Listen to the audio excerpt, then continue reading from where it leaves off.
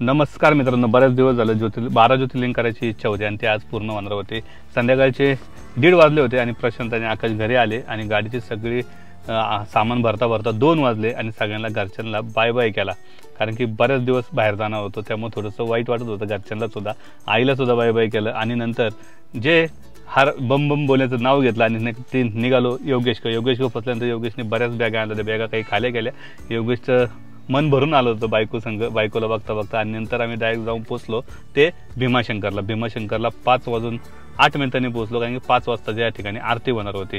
आरती सुद्धा भेटली, छानसं दर्शन सुद्धा भेटलं आणि दर्शन घेतल्यानंतर आम्ही पुन्हा एकदा निघालो ते त्र्यंबकेश्वरला जाता पहिल्यांदा इथल्या फेमस परिवार मिसळ खाण्याची इच्छा आली आणि सगळेजण मिसळ खाण्यासाठी गेलो आणि मस्त ताव मारला मिसळवरती। सगळं संपल्यानंतर आम्ही निघालो तर आमच्या लक्षात आलं की या ठिकाणी असलेल्या डीमार्टमधून आम्हाला काही वस्तू घ्यायच्या होत्या। कारण की जेवण आम्हाला स्वतःलाच करायचं होतं, त्यामुळे जेवणाची गरज असल्यामुळे सगळ्या वस्तू घेऊन आम्ही डीमार्टमधून डायरेक्ट पोहोचलो त्र्यंबकेश्वरच्या पवित्र अशा कुंडामध्ये स्नान केलं आणि तिथनं पोहोचलो ते मंदिराच्या आवारामध्ये गर्दी होती, परंतु आमच्याकडं VIP पास असल्यामुळे आम्हाला डायरेक्ट एंट्री मिळते आणि आम्ही तिथून दर्शन घेऊन डायरेक्ट आम्ही पोहोचलो ते छत्रपती संभाजीनगरला जाऊन आम्ही घृष्णेश्वर मंदिराच्या जवळ असलेल्या एका हॉटेलच्या पार्किंगमध्ये टेंट लावला आणि झोपण्याचा निर्णय घेतला।